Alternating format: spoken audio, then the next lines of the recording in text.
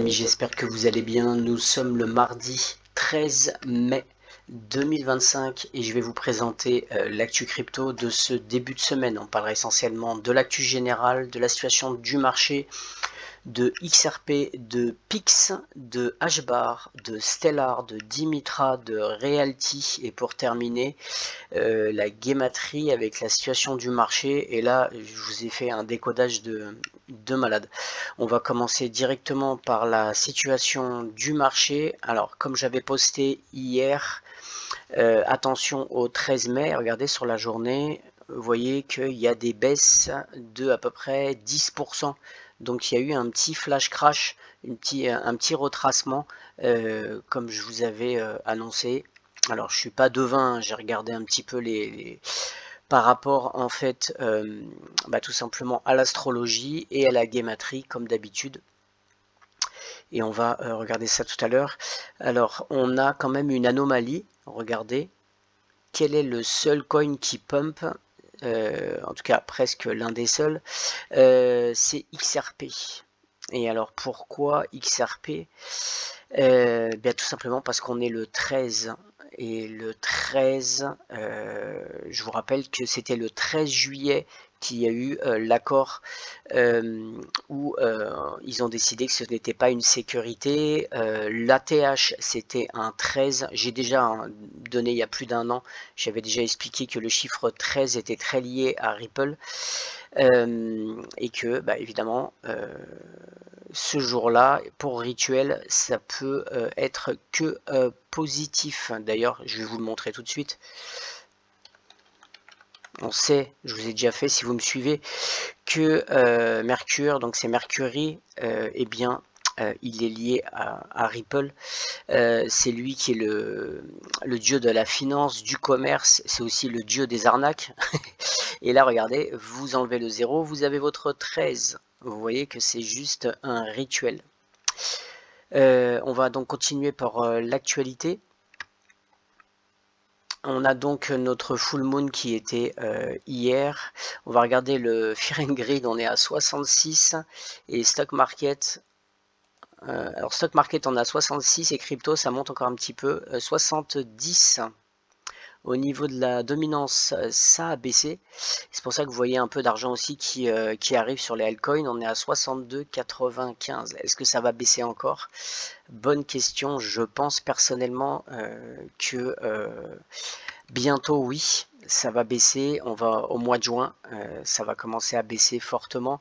On va regarder le BTC. Donc on a eu ce, vous voyez, alors pourquoi je vous avais dit ça? Parce que en fait regardez, chaque nouvelle lune, ici vous avez votre petit crash, soit c'est avant, soit c'est le jour de la pleine lune, et hier c'était la pleine lune.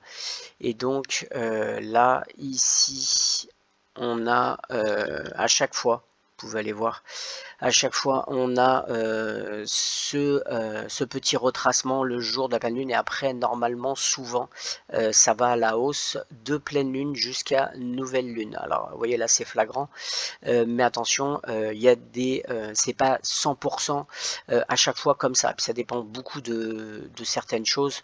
Vous voyez comme là par exemple Mercury rétrograde, où on voit qu'il y a une montée, mais c'est pas non plus incroyable. Voilà.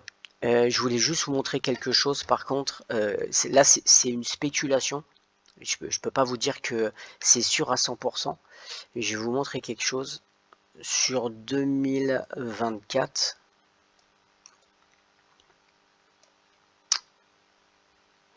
Vous avez ici le 1er mai. Regardez-moi cette chute de malade. Le 1er mai 2024. Ici, ça chute. Vraiment, c'est du costaud. Le 1er mai 2024. Donc, on voit cette chute. Maintenant, regardez. Ici, on a le 8 mai. Ici. Le jour de la nouvelle lune. Et là, pareil, ça chute fortement. Donc vous voyez le 1er mai et le 8 mai.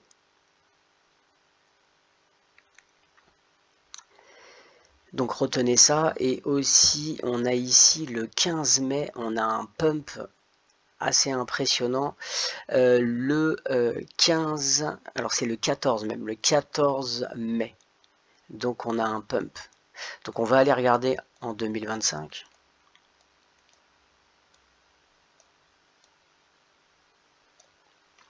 On va regarder le 1er mai.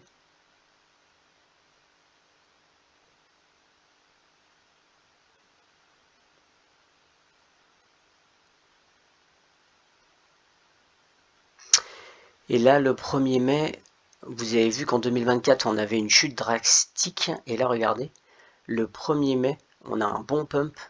Vous voyez, ici, on a un bon pump. Donc, on a l'opposé.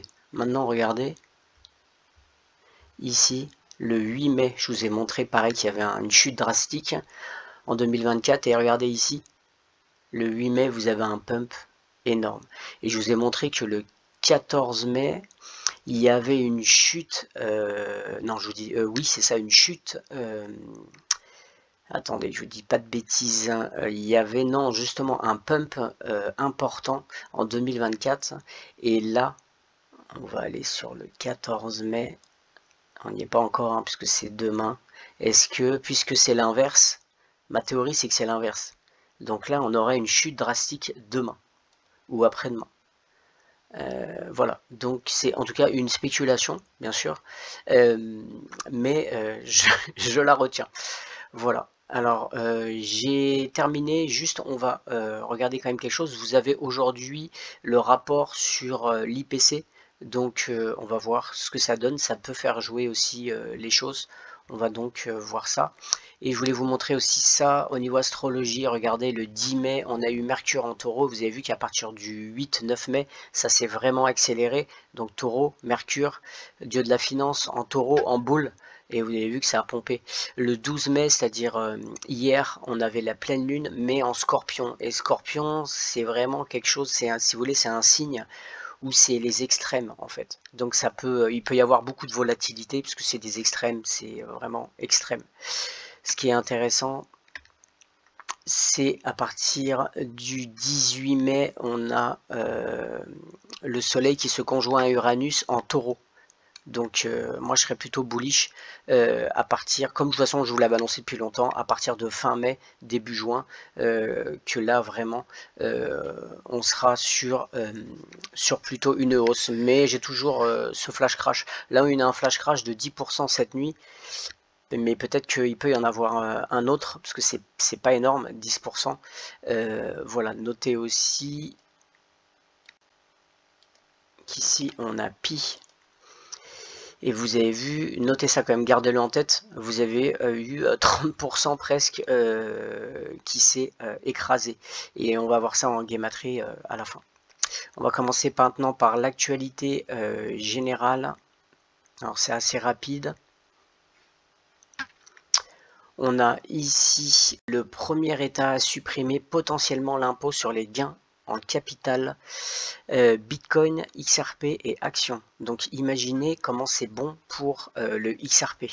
Vous avez peut-être, les gens vont se ruer, acheter plus d'actions, acheter bien sûr du Bitcoin et du XRP puisqu'ils ne seront pas imposables sur la flat tax. Donc ça c'est quand même énorme pour le XRP, bien sûr aussi pour le Bitcoin et les actions. Ici, je voulais juste vous montrer un projet qui est pas loin du, je crois que c'est du Salvador.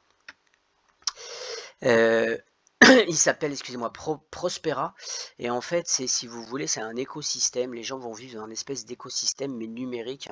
Vous avez carrément tout, un e-gov portal, etc. C'est-à-dire qu'en fait, c'est un peu comme les smart cities, si vous voulez, où en fait, vous vivez dans un truc, mais vous faites un contrat. En fait, avec une société privée, c'est plus un gouvernement où vous avez des gens qui votent, c'est tout simplement en fait une entreprise privée et vous acceptez en fait tout simplement les règles d'utilisation et puis vous pouvez vivre dans cette espèce d'écosystème. Alors ils vont vous dire que c'est un super écosystème, etc. Pour moi c'est tout simplement une prison. Mais bon, voilà, en tout cas, c'est comme toujours, comme d'habitude, ils vont vous dire que c'est décentralisé, etc. Et que, en fait, c'est écologique, etc. Voilà, Je tenais juste à dire, vous avez d'autres projets comme ça, hein. Vous n'avez pas que Prospera, vous avez Neom, je crois qu'il y en a d'autres, hein. Voilà.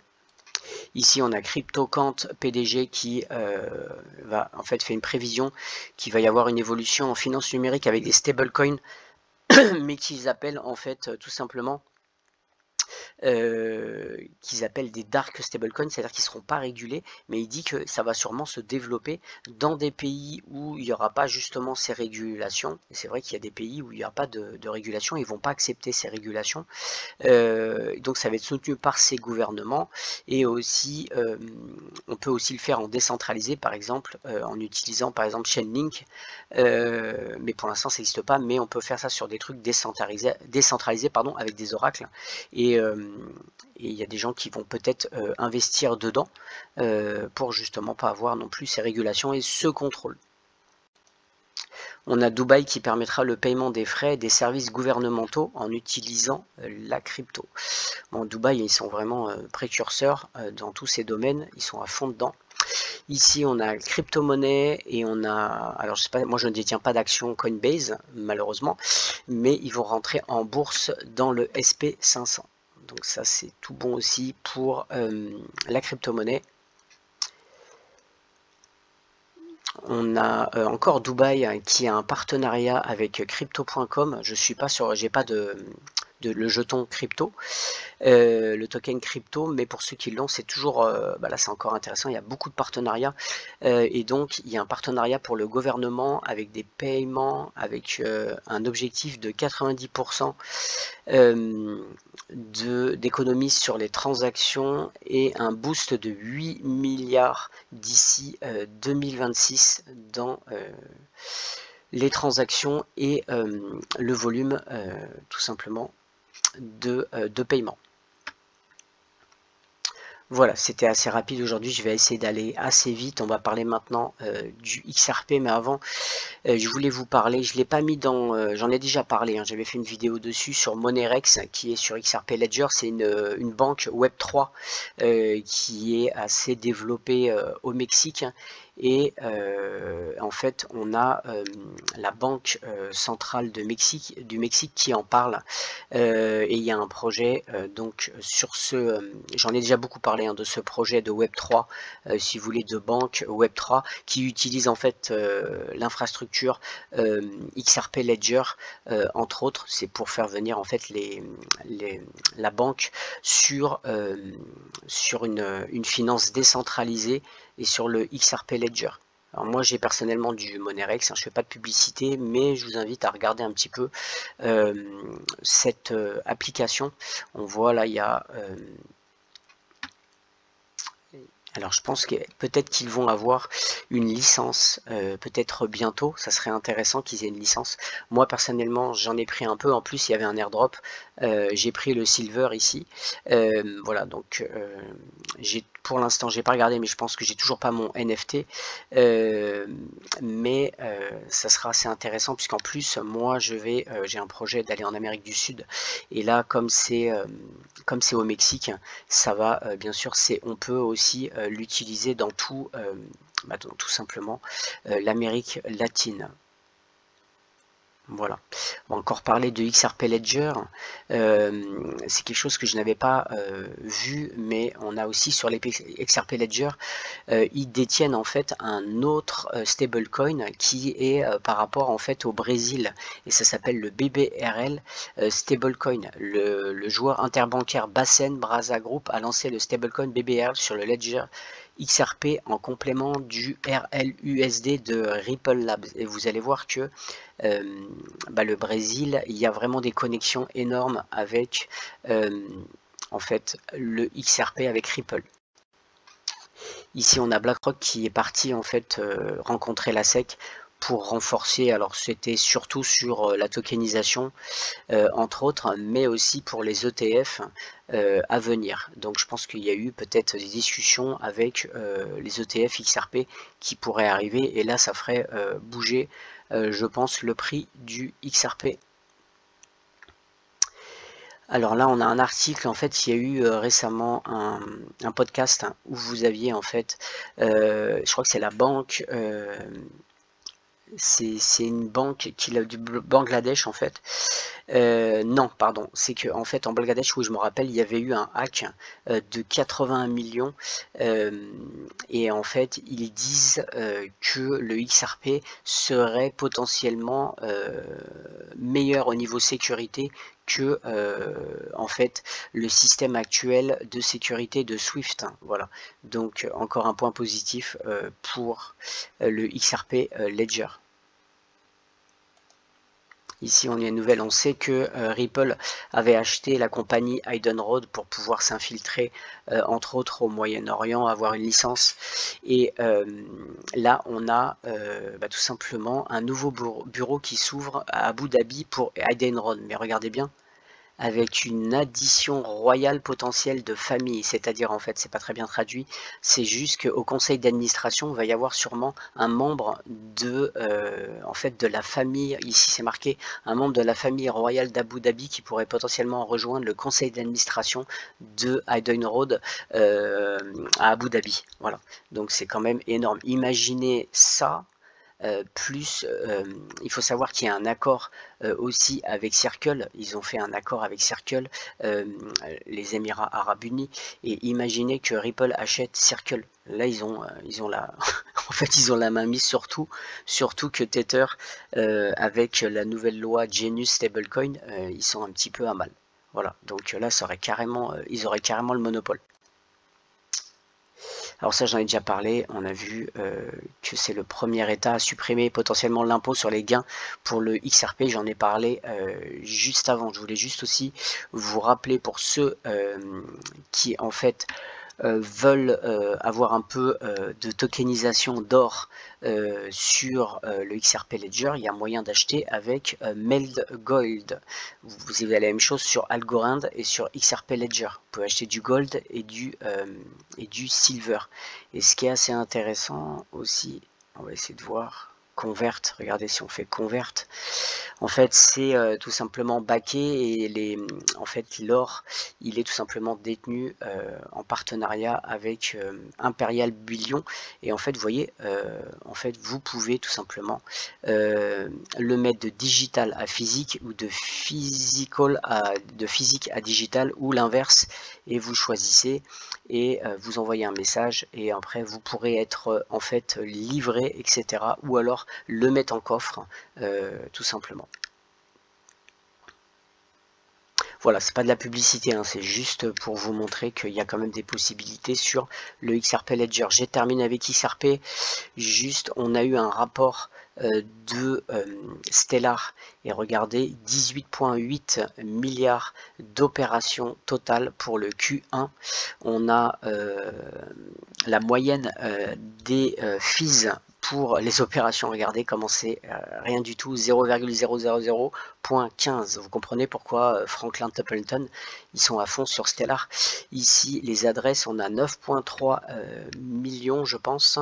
On a la vitesse, c'est 5,84. Le total des opérations, 471,2 millions sur le total du premier trimestre. Et les jours sans en fait interruption du network, c'est pas le cas de toutes les blockchains, c'est 2182 jours. Voilà, regardez ça, c'est le plus important. Les 3 objectifs de croissance pour 2025 pour Stellar, c'est d'être dans le top 10 dans la DeFi par TVL. On a aussi, l'objectif c'est d'être top 10 des portefeuilles actifs mensuels. Donc ils sont à fond sur la tokenisation. Et on a 3 milliards en tokenisation on-chain émis sur Stellar. Voilà. Donc ça c'est les 3 objectifs. Après, je peux vous laisser l'article, il y a pas mal de choses aussi, d'autres objectifs. Et surtout, vous pouvez aller voir, ça c'est intéressant, c'est quels sont les objectifs pour Q2, Q3 et Q4. Voilà. Là, je ne vous mets pas parce que ça va être hyper long, mais à vous un peu de faire le boulot et de regarder si vous êtes investi sur Stellar. Là, je vous parle juste de ça parce que c'est quand même hyper intéressant. Et quand je suis parti au Paraguay, j'ai fait une escale à Sao Paulo. Et en fait, j'ai vu que les gens payaient, parce que comme je suis allé à l'aéroport, j'ai acheté par exemple à manger, etc. Et il y a des gens qui payaient beaucoup avec ça, et en fait, c'est juste un QR code. Et il y a un peu la même chose, si vous voulez, au Paraguay. J'ai vu ça avec une application, je crois que c'est WePay. Et en fait, Pix est un moyen de paiement par virement bancaire qui a été créé, qui est détenu par la Banque centrale. Donc c'est la Banque centrale du Brésil. Il est associé à plus de 700 institutions financières brésiliennes. Les clients peuvent utiliser Pix pour leur achat en ligne et via des QR codes en magasin. Donc notez que QR code en magasin, ça veut dire que même s'il n'y a pas internet, les QR codes ça marche, c'est offline. Et ça c'est donc c'est la Banque centrale du Brésil qui a donc fait ça. Et ça marche d'enfer. Ils ont, je crois, mais plus de 150 millions d'utilisateurs, c'est énorme en fait. Alors c'est pas qu'en Amérique du Sud, hein, ça se développe dans toute l'Amérique latine, un peu comme vous voyez Monerex. Sauf que Monerex c'est une banque, alors que là c'est un moyen de paiement en fait. Un prestataire de paiement si vous voulez. Et on va juste regarder quelque chose juste pour vous rappeler, pour Stellar toujours. On a Mercado Bitcoin, la plus grande bourse d'Amérique latine, c'est associé à Stellar Développement. Alors ça date de 2022, mais c'est juste pour vous rafraîchir la mémoire que en fait ils sont sur le projet de la CBDC s'appelle le DREX en fait, sur la Banque centrale du Brésil, la Bacen. Et donc le Stellar Développement, ils sont dans les petits papiers justement de la Bacen avec justement des essais, c'est marqué ici. Mercado Bitcoin a choisi le réseau Stellar car il est le réseau de choix pour d'autres projets CBDC, l'émission de stablecoin et la tokenisation d'actifs financiers. Donc ça c'est quand même quelque chose qu'il faut noter. Et aussi, bien sûr, comme je vous ai déjà dit, il n'y a pas de concurrence, mais vous avez Ripple, bien sûr, qui est bien sûr aussi dessus. Ici, on a la banque Rendimento, fonctionne sur Ripple Net Cloud. Ça, c'est de 2020.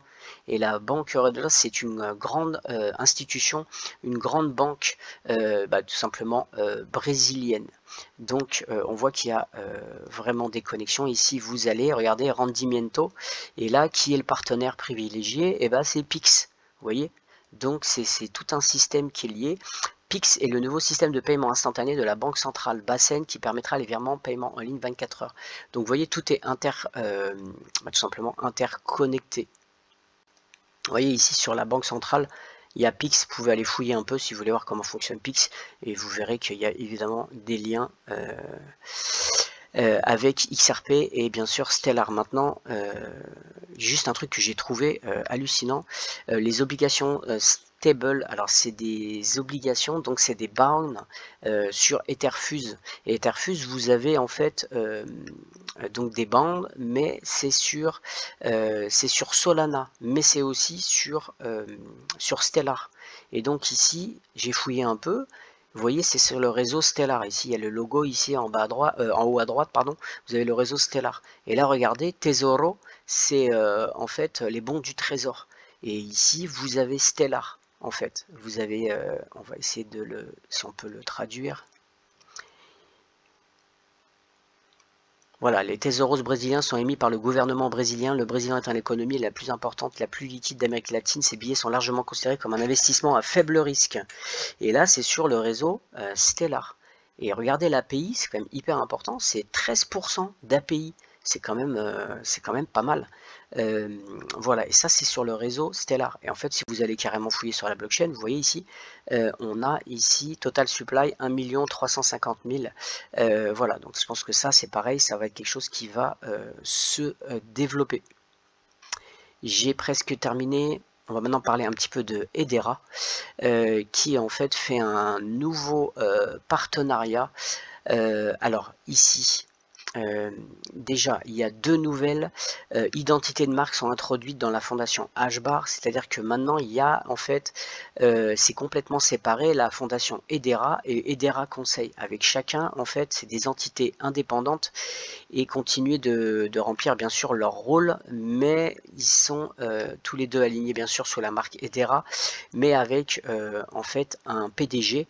Donc vous avez pour Hedera Fondation un PDG ici, et pour Hedera Conseil vous avez un président qui en fait est administrateur pour 2 ans. Donc là, c'est jusqu'au 1er juillet 2025. Voilà, bon, par contre, ça ne change pas leur objectif et leur fonctionnalité, mais c'est complètement indépendant les uns des autres. Toujours sur Hedera, et là, c'est du lourd. On va regarder l'article, c'est Ecti Labs, qui est en fait, on va regarder ça. Donc c'est dans l'IA et on sait que Ecti Labs il travaille essentiellement avec Nvidia, etc., avec tous les gros et ça leur permet en fait de pouvoir que les entreprises de vérifier, de faire confiance et de gouverner efficacement leur système d'IA et en fait tout ce qui est maintenant les puces, etc., vont en fait être vérifiés avec transparence, en conformité sur le réseau Hedera et grâce à Ecti Labs qui va permettre la passerelle. Et en fait, c'est énorme parce que en fait, il va y avoir, tout ce qui est Nvidia, etc., va être maintenant mis sur la blockchain en fait pour une transparence. C'est énorme. C'est vraiment énorme. Ils sont à fond sur l'IA, je trouve. Voilà, donc vous voyez, la première solution matérielle pour régir et auditer les flux de travail d'intelligence artificielle développée par Ecti Labs en collaboration avec les titans de l'industrie Intel et Nvidia va révolutionner l'IA en introduisant une explicabilité, une responsabilité, une observabilité fiable à grande échelle pour une économie. C'est-à-dire que les puces, vous pourrez les vérifier maintenant sur tout simplement sur la blockchain Hedera. En intégrant directement le matériel de nouvelle génération Intel et Nvidia qui servira au service hautement évolutif Hedera conçu service pour l'hydrodétage fiable, vérifiable en ligne, en fait, fournira des certificats d'authenticité, de conformité uniques, inviolables et uniques en leur genre pour une vérification indépendante de la formation. C'est vraiment énorme. Alors moi, je suis sur Hedera et hyper content. Que ça se développe et qu'il y a maintenant cette passerelle avec les entreprises du monde réel. Écoutez, j'ai terminé. On va juste parler vite fait de Tiniman. Alors ça c'est juste pour les gens qui sont sur Algorand, puisque moi je suis un tout petit peu sur Algorand. En fait j'ai, si vous voulez, c'est une application décentralisée qui permet des pools entre autres de liquidité, de swapper, etc. Et moi je suis sur ce pool USDC Algo. Alors c'est pas un conseil en financier, hein. Juste je suis sur ce pool en ayant mis du USDC sur la blockchain Algorand et de l'Algorand. Et j'ai à peu près, alors là c'est la moyenne, hein, mais ça fluctue 24%. Alors j'ai pas grand chose, mais en fait les gains, quand j'ai 50, quand j'en ai pour à peu près $50 de Algorand, ce que je fais, c'est que je les bascule sur Lofty dans la tokenisation immobilière où vous pouvez acheter des maisons qui sont souvent des Airbnb avec un rendement qui est quand même assez intéressant, même si les maisons sont surévaluées pour moi. En tout cas pour les rendements, si vous voulez des rendements passifs, c'est quand même pas mal. Et donc l'avantage, c'est que en fait j'ai même pas besoin d'investir, c'est le pool de liquidité qui me fournit en fait avec ce que je gagne pour pouvoir investir sur Lofty. Je vous rappelle que vous avez le lien en bas de la vidéo. Je vous montre juste mes techniques. Voilà. Et j'ai terminé presque Realty. Tout est parti.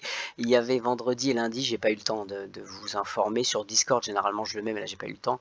Il reste que le Panama et ici Détroit. Il y a juste un qui est disponible et 2 au Panama. 3 pardon au Panama. Et moi perso, je vais investir un peu au Panama.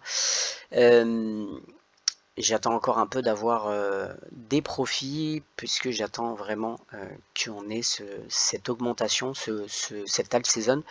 Et par contre, je voulais juste vous montrer quelque chose quand même vite fait.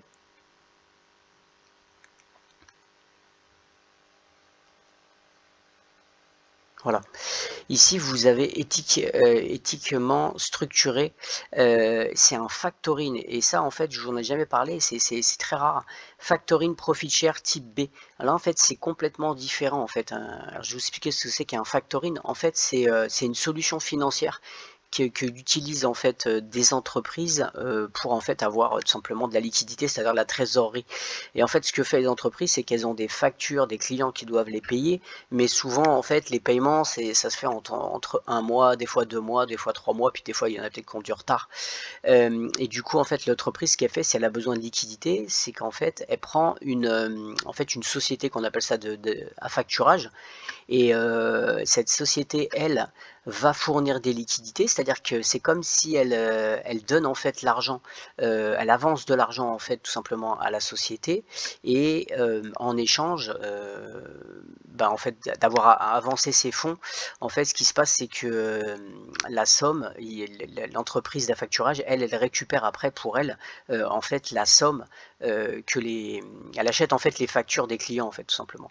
Et du coup, bien sûr, elle va prendre une commission, ce qui est normal. Elle va prendre une commission. Mais vous, en fait, en achetant ici, vous financez cette société des facturages et du coup, c'est pour ça que vous avez un rendement plus élevé. Là, vous voyez, c'était 12%.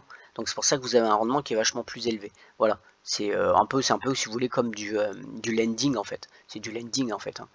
Voilà. Voilà, je voulais juste vous expliquer ça, mais de toute façon, c'est parti comme des petits pains, évidemment, à 12%. C'est parti. Maintenant, on en reparlera plus tard, mais vous avez dans le crowdfunding, crowdlending, la même chose, mais avec des collatérales quand même qui sont plus fiables que Realty pour ces prêts. J'ai terminé, je vous rappelle que Realty, pareil, vous avez un lien en bas de la vidéo. On va juste parler vite fait de Dimitra. Là, on a un article sur...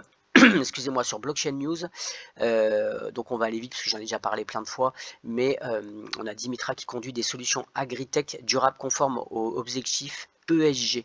Alors c'est un peu comme Edera, ils sont à fond sur ça, et surtout c'est ça en fait leur marque de fabrique, puisque c'est eux qui vont donner justement avec les data, etc., qui vont fournir l'agrément pour l'importation en Europe.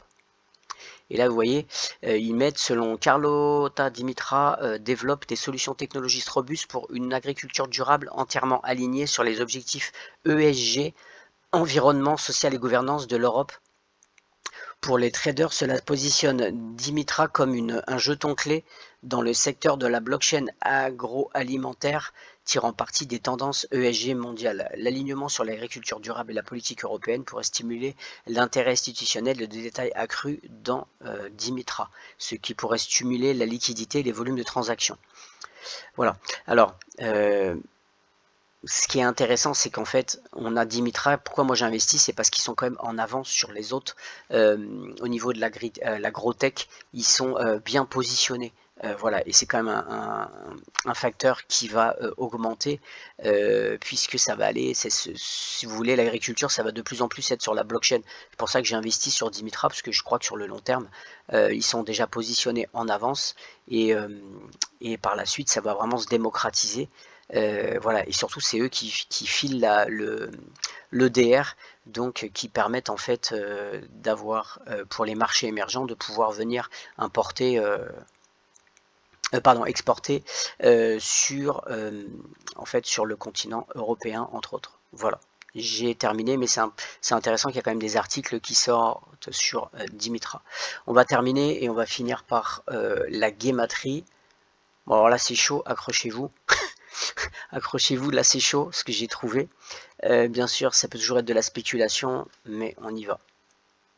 J'avais fait un post le 29 juin 2025, c'était l'année du serpent. Et là, le 5-12-2025, c'est-à-dire hier, c'était la pleine lune. Et il y avait 103 jours d'écart. Donc retenez bien ça, 103 jours d'écart.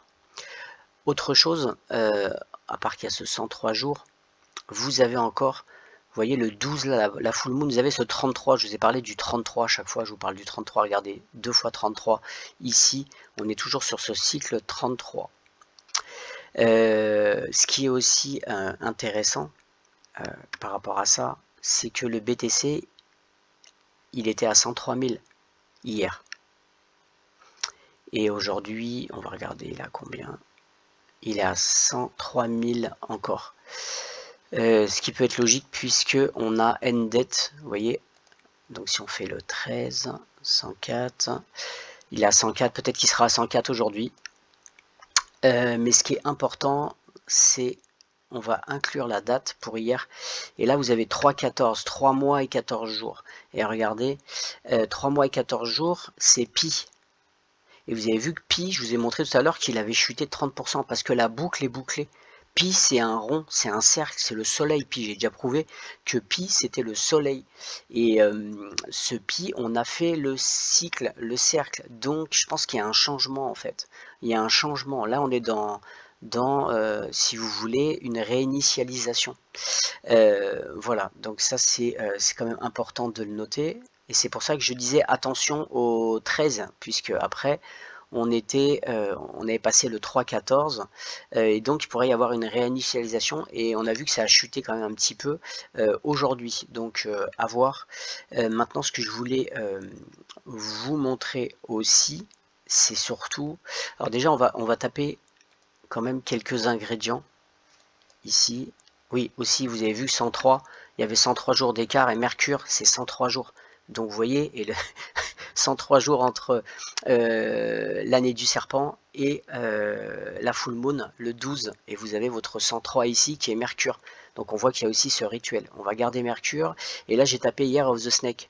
Pourquoi je tapais? Parce que tout simplement, on est l'année du serpent et que la date que je vous ai montré avant, le 29 janvier, c'était l'année du serpent. Donc je le mets aussi, Mercury, on va le taper.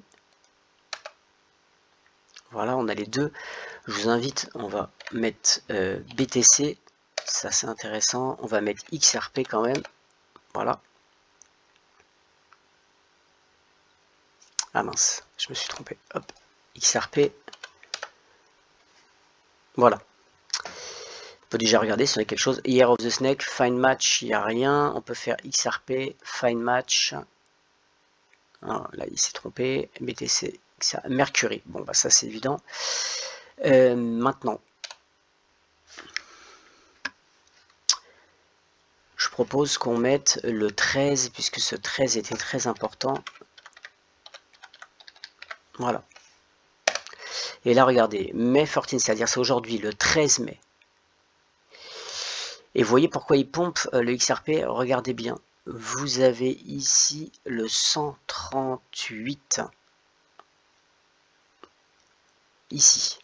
On va faire Find Match. J'étais sûr que voilà, XRP, vous avez 138. Moi, j'ai le 138. On va continuer. J'ai presque le même exactement que Donald Trump, presque tout. Regardez, il a le 138 aussi, Donald Trump. Find Match. May 14, XRP. Donc est-ce qu'il y a une nouvelle aujourd'hui, le CPI, est-ce qu'il y a quelque chose que Donald Trump va parler, je ne sais pas. En tout cas, c'est lié, les trois sont liés. Le 138 est hyper important et je vais vous le prouver tout de suite. Là, c'est du lourd comme décodage, regardez bien. Toujours penser à l'éclipse solaire, la double éclipse solaire qu'il y a eu au Texas en forme de X, vous comprenez, en X, le XRP, qui était le 8 avril 2024, si vous vous en souvenez. Voilà.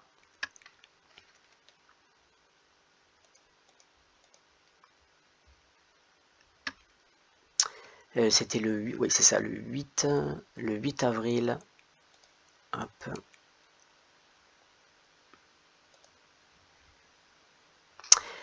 Voilà. Maintenant, pourquoi je vous montre ça? Je vais vous le montrer tout de suite. Le 8 avril 2024 et le 15 mai. Voilà. Et le 15, on a vu, c'était le 55. Vous avez vu on avait vu le pattern 4, 4, 5, 5. Et bien là, vous enlevez le 1, c'est 1 fois 5, donc vous avez votre 55. Et on avait vu, on va le remettre, 55, c'est Satoshi Nakamoto. Regardez, ici, vous avez votre 55 ici. Voilà.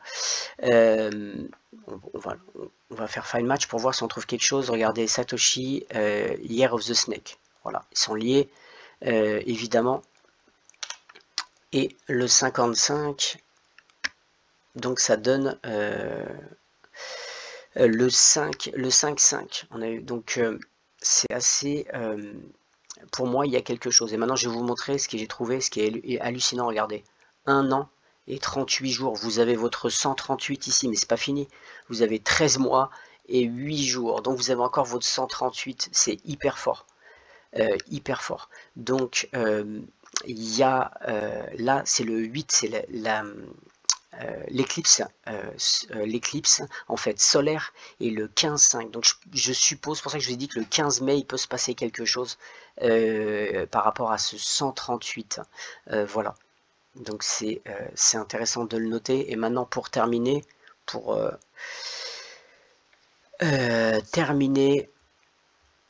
donc vous avez vu quand même que le mai 13 on a ce 138, Donald Trump 138, et maintenant c'est pas fini. Pour moi, c'est une réinitialisation. Il y a un rituel de tout simplement de réinitialisation. Regardez, end. Vous avez votre 138 ici. Voilà. Donc on a ici le 138 pour la fin de quelque chose, il y a une réinitialisation et l'arrivée de quelque chose. Pour moi, on y est presque. On y est presque à cette réinitialisation du service, du système financier. Vous avez ce 138, on va faire Find Match, regardez. End, BTC, Donald Trump, May 14, XRP, Mercury. Donc vous voyez, mais c'est pas fini. C'est pas fini. Pour vous prouver que tout est programmé et que c'est un projet. Identification. Et ici, vous avez votre 138. On va faire File Match. Donald Trump, May 14, End, XRP et l'année du serpent. C'est là que vous allez avoir votre DID, vos identifications numériques. Ensuite,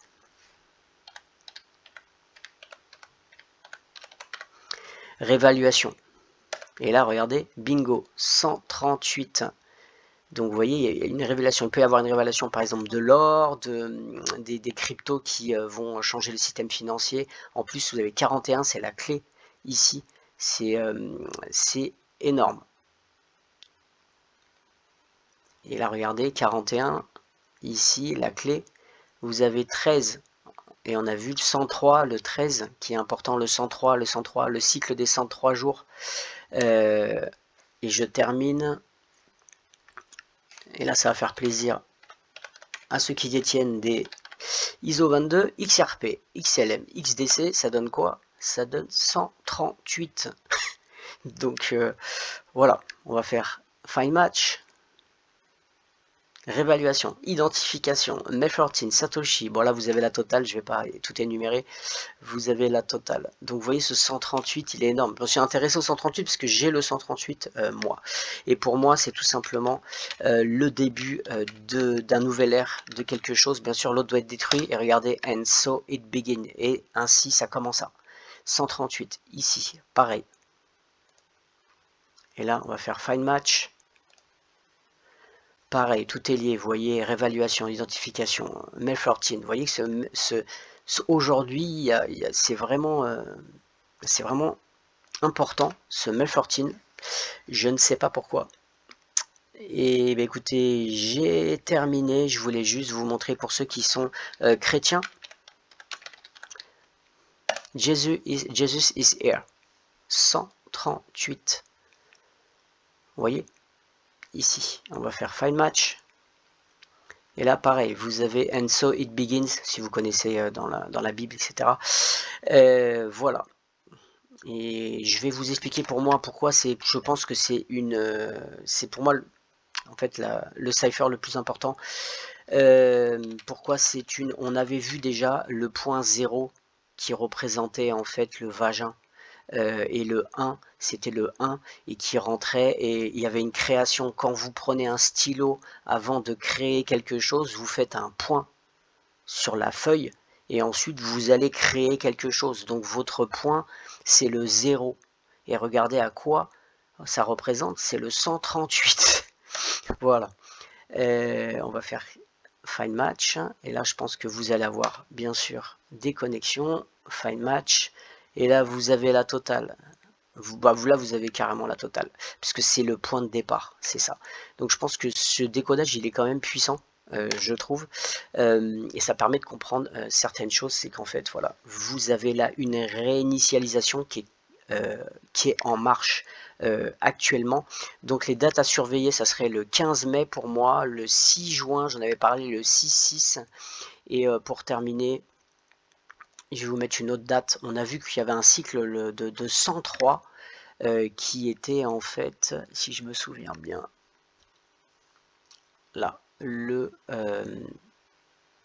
12 mai, je pense. Donc on va rajouter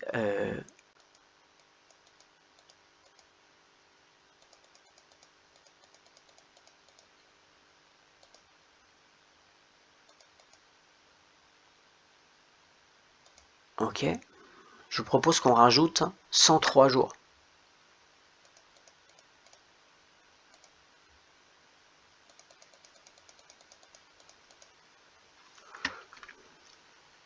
Voilà, vous avez votre 103 jours. Notez que vous avez donc le 22 août ici, et vous avez 3 x 7, 37, 7, 7, 7. Ici, vous avez 5 x 7, 7, 7, 7, ça match. Et vous avez votre 57 qui représente Satoshi Nakamoto, et c'est le 22 août.